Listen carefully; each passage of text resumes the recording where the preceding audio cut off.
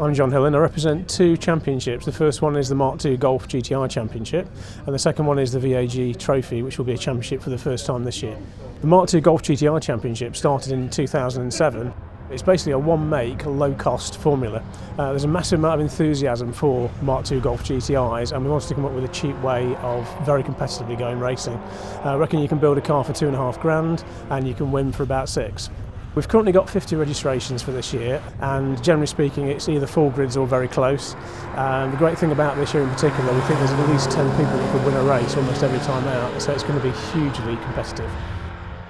The V.A.G Trophy, that's kind of the next step up really. We actually derived that because of a number of reasons really, but the Golf GTIs are quite mildly modified, so if you modify them some more you can join the V.A.G Trophy and go a bit quicker. But also there were lots of cars that haven't really got a home. So Mark I Seat Leon Cupras, no real place for them to race properly, ex-VW Cup cars, G40 Polos, Slick 50 road saloons, and we derived a series that was entirely Volkswagen Audi based, but much more broad in terms of what it will allow in terms of modifications.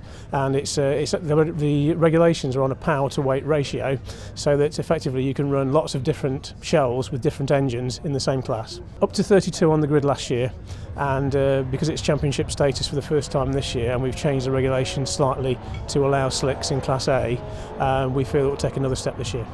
I think we've always in a way, particularly with the Golfs and the V.A.G Trophy as well, if you had to pick 30 people to go racing with on a weekend, we'd kind of probably pick the guys who go racing with us. They're all good people, very social, we have a beer and a chat and a barbecue, and then as soon as the helmets go on it's a very different story. But yeah, massively social as well as very helpful environment in the paddock.